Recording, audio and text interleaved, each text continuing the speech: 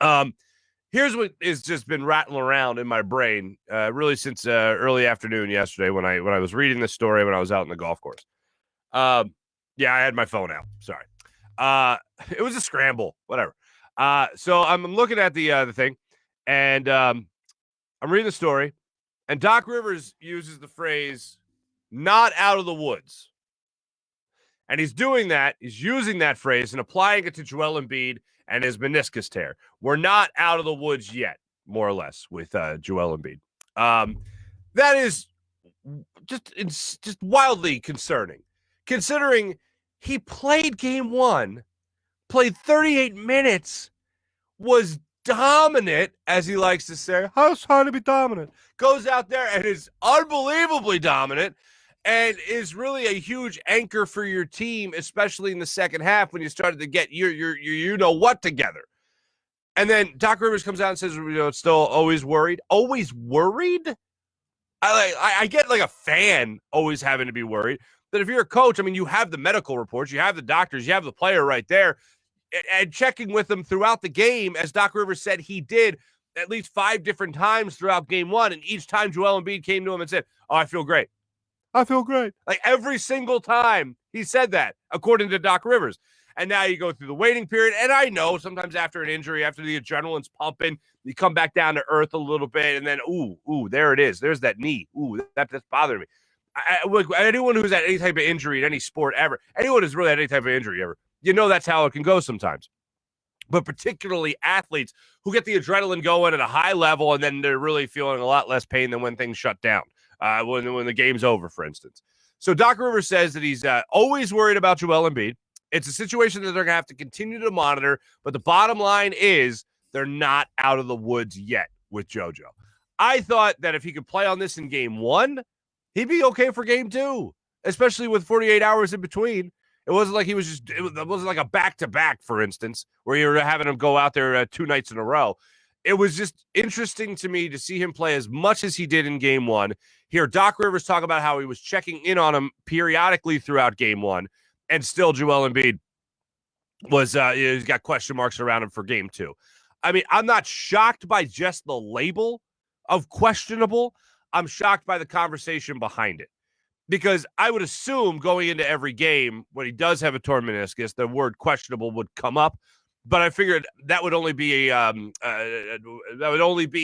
paper, if you will. Well, no, he's playing. It's questionable, but he's playing. Especially after what matters most is the ultimate currency, and the ultimate currency is the minutes. And watching him play the way he did, and the amount of minutes that he did play in game one, makes me feel a hell of a lot better about game two. And if there was a regression where all of a sudden you're not going to play Joel Embiid in game two down in a series 1-0, or in this case 0-1 for the Sixers before they go to Atlanta for the next 2 games, oh yeah, he would have to be banged up badly for him to play, for him not to play. And one of the other things I'll get into with you is I never thought this was a thing, but in talking to a lot of former athletes, this is very much a thing. And this came to light, I believe it was 2016. And Joel Embiid was finally playing basketball, right? He played 28 games. He had a knee injury. And Brian Colangelo, good old Collars, comes out and says that Joel Embiid is okay. He had a knee injury, but he's okay. He's going to be back against the Houston Rockets for this nationally televised game. And he did. He played in the game. And then after that game, he was shut down for the rest of the season with a meniscus tear in his knee. I mentioned this last week with Kyle Neubeck when we were talking to him. And though the circumstances are much different, this is the playoffs. That was regular season. Sixers had nothing to play for really that year. They certainly do this year. And that started a conversation after Jerry Colangelo came out and said, or Brian Colangelo, excuse me, came out and said that Joel Embiid he did have a meniscus tear, but it was so acute, we didn't feel that it was worth reporting, really.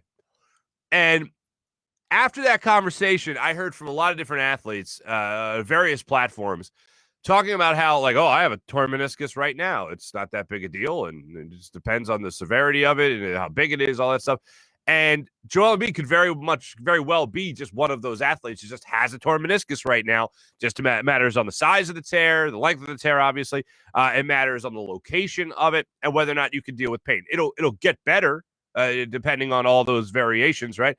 But a lot of people already have a torn meniscus and are just walking around right now. Apparently, it's a very common thing for people to feel okay, just a little tweak here and there in their knee.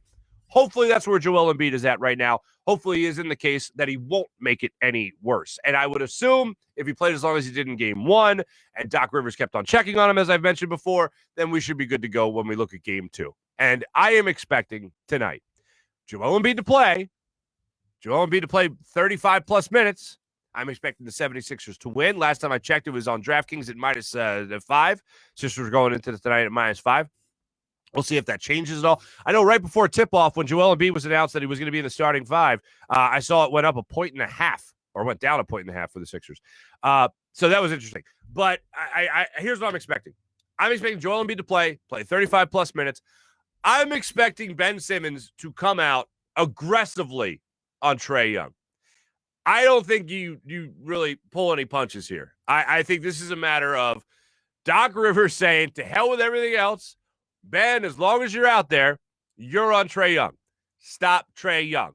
Trae Young is the only guy that I don't want facilitating, and I also don't want scoring the basketball. Ben, have at it.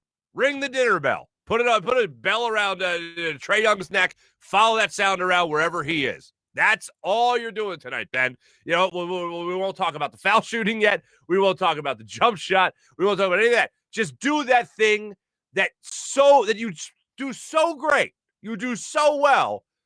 It justifies in your coach's mind why you don't have to make free throws and whatever. You don't have to be a scorer per se.